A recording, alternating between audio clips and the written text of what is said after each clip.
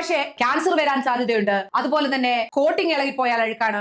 നമ്മൾ ഇന്ത്യക്കാർക്ക് എണ്ണയിൽ വറുത്ത് പൊരിച്ചെടുത്ത അല്ലെങ്കിൽ ഡീപ് ഫ്രൈ ചെയ്ത സാധനങ്ങളൊക്കെ ഭയങ്കര ഇഷ്ടമാണ്. പക്ഷേ ഇവിടെ പ്രോബ്ലം എന്താണെന്ന് വെച്ചാൽ ഡീപ് ഫ്രൈ ചെയ്യുമ്പോൾ കുറെ എണ്ണ ആവശ്യമുണ്ട്, ഭയങ്കരമായിട്ട് കലോറി ഇൻടേക്ക് കൂടും. അതുപോലെ തന്നെ ഹൃദ്രോഗവും കൊളസ്ട്രോളും ഡയബറ്റിക്കും ഒക്കെ ആകാനുള്ള സാധ്യതയും ഭയങ്കര കൂടുതലാണ്. ഇതൊക്കെ ഇന്ന് ഇന്ത്യ നേരിടുന്ന ഏറ്റവും വലിയ പ്രധാന പ്രശ്നങ്ങളുമാണ്. ഇതിനൊക്കെ ഒരു സൊല്യൂഷനാണ് എയർ ഫ്രയർ. പക്ഷേ ക്യാൻസർ വരാൻ സാധ്യതയുണ്ട്, അതുപോലെ തന്നെ കോട്ടിംഗ് ഇളകിപ്പോയാൽ അഴുക്കാണ്, ഇങ്ങനെ പല കാര്യങ്ങളും സോഷ്യൽ മീഡിയയിലുണ്ട്. അതൊക്കെ ശരിയാണോ അല്ലേ എന്ന് നമുക്കൊന്ന് നോക്കാം. ചൂടായ കാറ്റ് ഉപയോഗിച്ച് പാചകം ചെയ്യുന്ന രീതിയാണ് കൺവെക്ഷൻ അവനിലും OTGയിലും ഒക്കെ കാണുന്നത്. കാറ്റിന് വെള്ളത്തേക്കാൾ കുറഞ്ഞ ഡെൻസിറ്റി ആണുള്ളത്, അതുകൊണ്ട് തന്നെ പാചകത്തിന് കൂടുതൽ സമയമെടുക്കും. ഇവിടെയാണ് എയർ ഫ്രയർ ഒരു മാജിക് മെഷീൻ പോലെ എത്തുന്നത്. ഇത് വളരെ ചെറുതാക്കി രൂപപ്പെടുത്തിയ ഒരു കൺവെക്ഷൻ അവൻ തന്നെയാണ്. അതിനാൽ കുറച്ച് എയറും കുറച്ച് സ്പേസും, അതിനെ ചൂടാക്കാൻ കുറഞ്ഞ സമയവും മതി. അതുകൊണ്ട് തന്നെ വേഗത്തിൽ പാചകം ചെയ്യാനും സാധിക്കും. ഹോട്ട് എയർ ഇന്റൻസീവായി കിട്ടുമ്പോൾ വെള്ളം ചേർക്കേണ്ട കാര്യമില്ല. 140°C ഒരു സാധനം എണ്ണയിൽ കിടന്ന് ഡീപ് ഫ്രൈ ആകുമ്പോൾ കിട്ടുന്ന മേലാഡ് റിയാക്ഷൻ നമുക്ക് എളുപ്പത്തിൽ ഇവിടെ കിട്ടുന്നു. അതിനാൽ ഡീപ് ഫ്രൈയുടെ എല്ലാ ഗുണങ്ങളും, ടേസ്റ്റും അതുപോലെ തന്നെ ക്രിസ്പി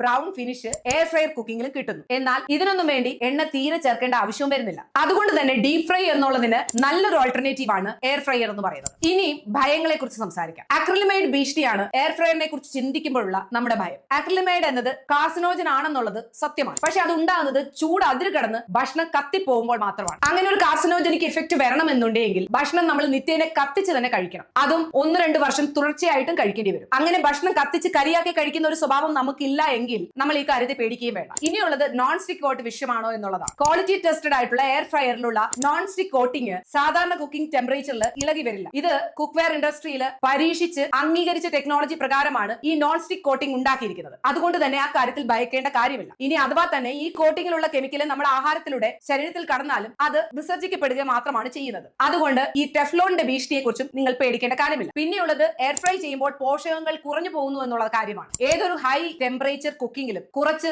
മൈക്രോ ന്യൂട്രിയൻസ് പോകാൻ സാധ്യതയുണ്ട്. അതും എയർ ഫ്രയർ മാത്രമല്ല, ഡീപ് ഫ്രൈ ആയാലും ഗ്രിൽ ആയാലും തണ്ടൂർ ആയാലും എല്ലായിടത്തും ഇത് സംഭവിക്കുന്നുണ്ട്. നമ്മൾ എപ്പോഴും എയർ ഫ്രൈ ചെയ്ത സാധനങ്ങൾ മാത്രമല്ല കഴിക്കുന്നതെങ്കിൽ, ഒരു ബാലൻസ്ഡ് ഡയറ്റ് ആണ് കൊണ്ടുപോകുന്നതെങ്കിൽ നമുക്ക് ഈ പോഷക നഷ്ടത്തെ കുറിച്ച് ചിന്തിക്കേണ്ട ഒരു കാര്യവുമില്ല.